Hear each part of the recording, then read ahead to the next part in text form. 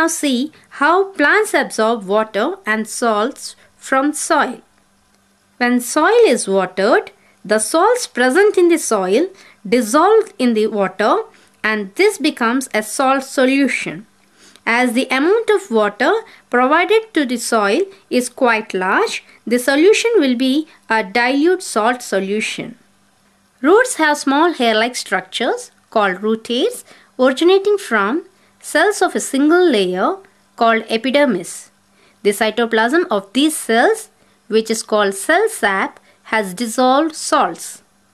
In other words, cell sap is also a salt solution and it is much concentrated than the salt solution present in the soil. Immediately after watering, the cell membrane of root hairs is a semi-permeable membrane and separates the cell sap, which is concentrated salt solution, from the salt solution in the soil. As a result, water flows along with solutes from the soil into the cell sap of root hairs. Thus, roots absorb water and salts, and these move to the next cell once again by osmosis. Once water and salts enter the roots, they must now be supplied to the other parts of the plant such as stem and leaves. The movement of water from roots to the parts of plant above the ground is called ascent of sap, and from roots to leaves and other parts through xylem vessel. Transport of water from the roots to leaves through the xylem vessel is a complicated process, and several theories have been proposed to explain this process. From root hairs, water and salts pass into epidermal cells, cortical cells, endodermis, and finally into xylem. The physical and chemical properties of water and the composition of walls of xylem vessels help to transport water from roots to leaves.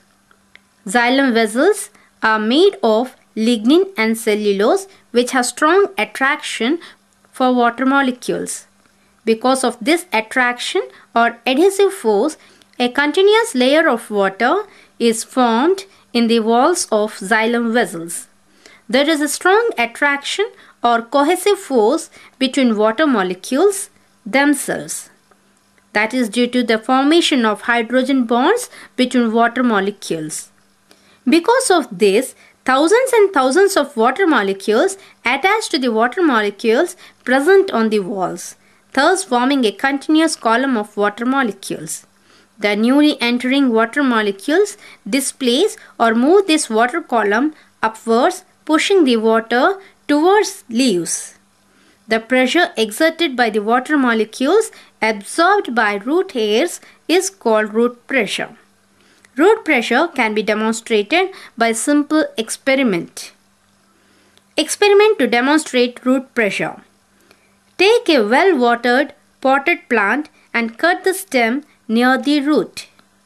Take a glass tube and attach this to the root by means of a rubber tube filled with water.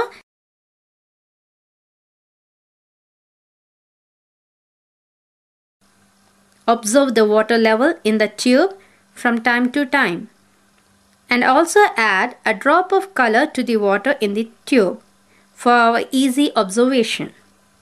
After some time, we will notice that the water in the glass tube starts moving upwards. We can measure the root pressure if we fill the glass tube with the mercury instead of water. Root pressure can push water upwards by not more than few meters. This is enough to supply water from roots to leaves in small herbaceous plants. However, there are trees as tall as 80 meters. In such trees, water has to be pushed several meters upwards against Earth's gravitational pull. The root pressure is not adequate to push the water to such great heights. A small experiment will help us to understand how water reaches to such heights in plants. Transpiration. Take a wet sponge and attach it to one end of a glass tube. fill the entire tube with water and keep this preparation in beaker full of water. After some time, we will notice a decrease in the water level in the beaker. As we know that when wet object is kept in air, water evaporates from the object and it becomes dry. Same process occurs with wet sponge in this experiment. However, as the sponge becomes dry, water from the glass tube moves into the sponge and keeps it wet. As the water moves from the tube into sponge, more water will enter into the tube from the beaker. As a result of this, water level in the beaker will decrease but the sponge remains wet. A process similar to this occurs in the plants. Plants absorb large amounts of water from the soil. Of this, less than 2% is actually used by plants for its vital activities. Rest of the water is lost from plants in the form of water vapor by a process called transpiration. This occurs through small pores called stomata present on the leaf. As the water evaporates from the stomata, it pulls water from the xylem vessels. Both root pressure and transpiration help in the upward movement of water in the tall trees. Rate of transpiration depends on the opening and closing of stomata. They are surrounded by two kidney or dumbbell-shaped guard cells. When these cells are filled with water, the walls of these cells are pulled away and the pore opens up. When the water content is low, the walls of these cells collapse and close the pore.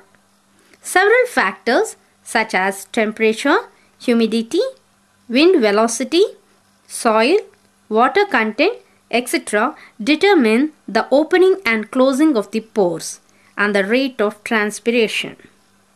Transpiration also helps to keep the leaf surface at a lower temperature than the surrounding air.